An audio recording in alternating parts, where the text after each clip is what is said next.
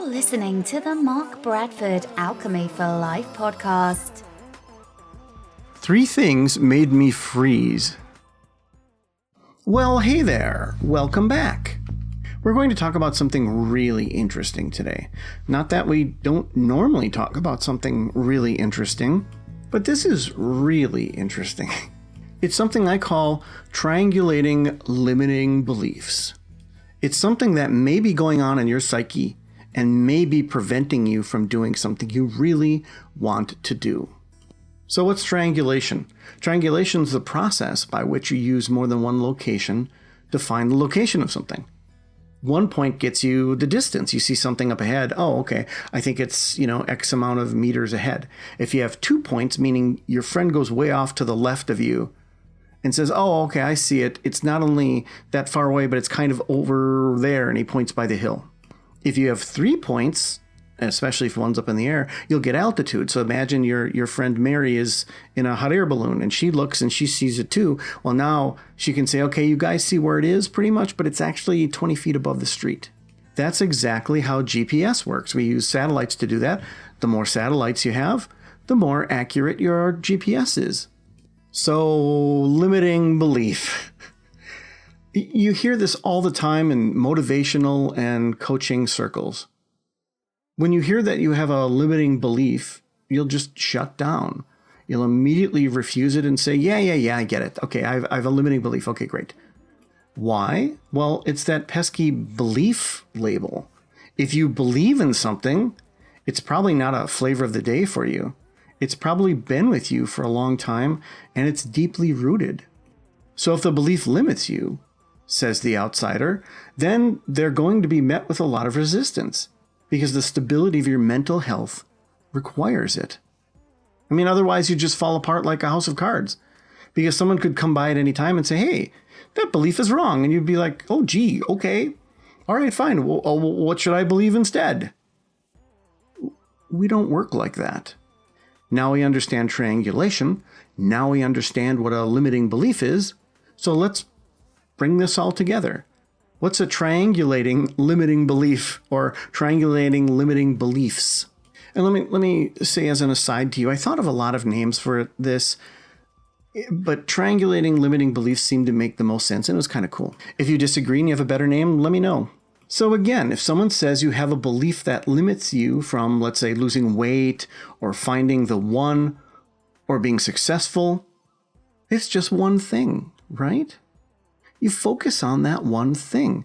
And it's a bad thing, right? Oh my goodness, Marcy, you have this one limiting belief that's stopping you from finding the man of your dreams. You believe that you have low self-esteem and you just don't believe you're good enough. Okay, we're going to remove that thing, that bad thing. We're going to get rid of it. And now everything is going to be great. And what could possibly go wrong? But what if it's not a limiting belief, but it still limits you? What if the belief is to keep you on track for a good thing? Let me give you some examples so this makes more sense. You have a belief, or call it a guiding principle, a self-governing law that says, I will work very hard to support my family. I will not do things that detract from that, because if I do, it will jeopardize our stability and finances. Think of the children. That's a good thing, right? What if you know that starting a business, for whatever reason, you've had lots of talks and things and everything's all lined up. You know that starting a business with your partner, or let's say it's with your wife, is the key to many times the stability and wealth. It actually gives you even more than what that guiding principle is trying to give you. You have to put time into it. The belief we just discussed limits you from doing it during work hours, of course. Well, okay. Well, then you can just do it during home time. But your belief about spending time with family limits that. Okay. So then you decide, well, I'm just going to sleep less. But that then runs into both of those limiting beliefs because it makes you worse at being a father, a partner, and an employee.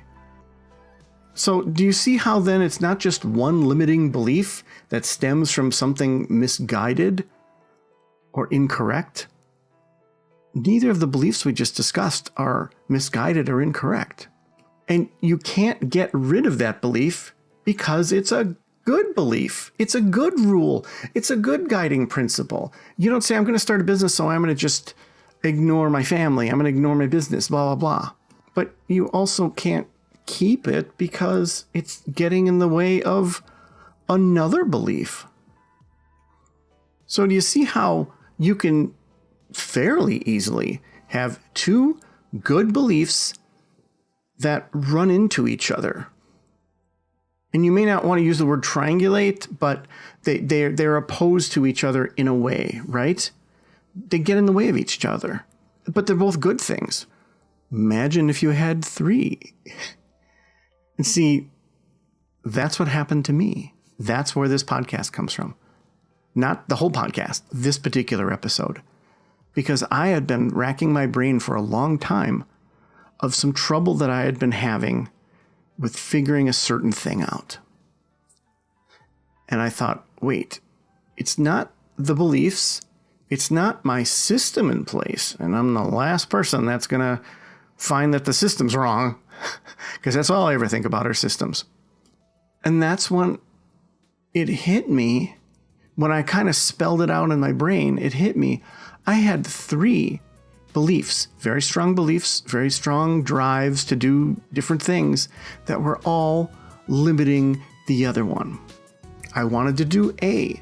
Well, I couldn't do A because B prevented that. Oh, I want to do B. I can't do B because C prevented that. Oh, okay. So what did I do? I did nothing. So all three of those beliefs were hurting. Now, I guess it's unfair to say I did nothing. I still was able to accomplish the three things to a certain degree, but man, it was painful. And man, I felt kind of useless, kind of frozen, actually. And people experience this being frozen a lot. I mean, there's an old phrase that says, don't have paralysis by analysis, where you think so much about something you don't do it. This isn't exactly that, but it is a certain kind of paralysis because you're like, well, I can't do that because of that. I can't do that because of that. So you're not just sitting there fretting, but you're going, oh, I feel better inside because I'm not doing B because that would take from A. And now I'm a good person because I didn't take from A.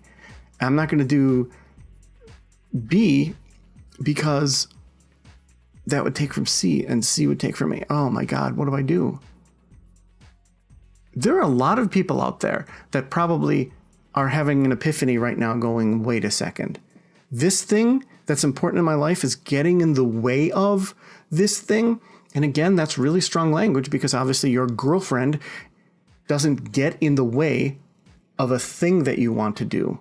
Just like the thing you want to do doesn't get in the way of your girlfriend or your wife or your boyfriend or what have you. Now, sometimes it does, right? So all things considered, we're talking about someone who is mostly mentally and emotionally healthy, wants to do the right thing. We're talking about you. Come on, give yourself a hand. We're talking about someone who wants to do the right thing, somebody who listens to a podcast like this and a number of podcasts and reads self-help books and stuff, who just wants to do good things and better, someone who might even pursue coaching and all that stuff, right? So it can come as quite a shock that pieces and parts in your machinery are getting in the way of each other. No one ever tells you that, right? No one ever. We talk about balance sometimes. We talk about work-life balance, which is a super rudimentary version of what I just said. Well, you got to have life-work balance because, if you don't, then it's going to detract from your work. It's going to detract from your life, and you got to have that. Okay. They don't tell you how to, but they tell you should do it. But that's not addressing a deeply rooted belief that you may have had all of your cognitive life or all of your adult life. Like, as long as I can remember, I've been a hard worker and I don't call in sick and right? Or as long as I could remember, I've always been a faithful person. I've always been a person who strives for excellence, someone who who believes that creativity is extremely important. So I try to, I stick to my guns on that. And I try to be really, really creative and not sell out or anything. So you see the difficulty in those things kind of pointing at each other, kind of working against each other in a way that produces a null effect. So they're beliefs that cancel each other out. You can't do A because of B, and you can't do B because of C, and you can't do C because of A. So what do you do then? Well, there's more than one thing you can do. Your first option is to downgrade the priority of one of those limiting beliefs. So let's go back to the example of the guy who wants to start a business. He decides he has vacation to use. He decides he has personal time off to use. So he says, that's what I'm doing. I'm going to take the plunge into this thing that I'm working on with my wife, and I'm going to do that. Or he tackles it from the other side and says, the kids could use some quality time away from us. Maybe 1 week a night they go with grandma. Thursday night is when my wife and I work on our business. So you sort of, you keep the same belief, but you sort of push back on it and you allow the other belief to expand, the one that you're trying to do. The more extreme version is just to go for the gusto. The guy says, I'm quitting my job. That's it. I don't know. We'll make it from savings. We'll just figure it out. Okay, honey, we'll just do that.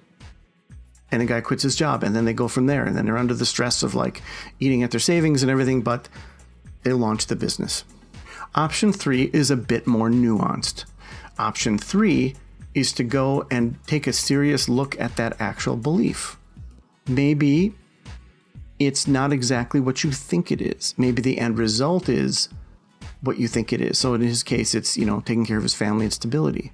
But maybe not that way. And again, it's really nuanced, and we don't really have the time here, or I don't want to be talking at you when it comes to this particular nuance.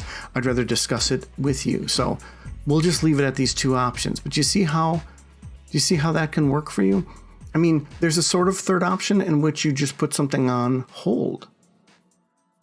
And it might be the easiest for you. If you have a couple beliefs that bump into each other, you can put one of those on hold. And the guy's sort of doing that by saying, hey, I'm going to take vacation. He's kind of putting his job on hold, but the clock's ticking, right? But if you have a couple of beliefs that bump into each other, then maybe you put one on hold if you've been trying to focus. Because if you have these two or more beliefs that are locked into this death spiral triangulation where nothing is happening, well, something's got to give somewhere, right? So pick one that gives, or pick two that gives, and award the gold medal to the belief you're trying to deal with right now. You're trying to get something off the ground with it, right? And you may find that you'll find your synchronicity and your rhythm. You may find, wow, I really didn't have to, I can still accomplish my A belief, and it requires a hell of a lot less time. So there's a lot more room for B and C, and I didn't realize that. This is the kind of thing that when I do coaching, we fill out this balance sheet, which is just 5 columns, and we figure out like what your life looks like. This is the kind of thing that becomes a lot more obvious than me trying to do it in a linear fashion here on a podcast with you. It's more of like we both look at it and go, oh, okay. But the concept of these triangulating, limiting beliefs, and again, maybe triangulating is not the best word, but there were 3 in my case, so who knows, is something that's really important, because I find it fascinating that you can have this paralysis because you're trying to do good. And my belief here, correct me if I'm wrong, the person that's listening to this is a good person. It's a good person who wants to do good in the world and do good by others. It's a person that wants to strive for excellence. Maybe this person wants to be creative or at least productive. And they're just somebody who just wants to do the right thing and just do more of it. And it's quite an eye-opener if the good is preventing the good. Nobody tells you that, except I just did. So if you found this useful, please like, share, Subscribe to this if you're not already subscribed to it. Subscribe to my mailing list, and you'll get updates on this too. You'll find out when there's contests and new books and all that other stuff too. So thank you for your time. I did go over. I'm at 15 minutes versus my 10 that I normally promise you. But hopefully it was worth it. And there's also an article that comes along with this. You can always read that too. So thank you again. I really appreciate you a lot. Take care. Thank you for listening. I love your feedback as always. Keep it coming. I always appreciate if you like, share, subscribe, and all that nonsense. And if you don't, that's cool too. By now, my new novella, The Devil's in the Details, has hit the shelves.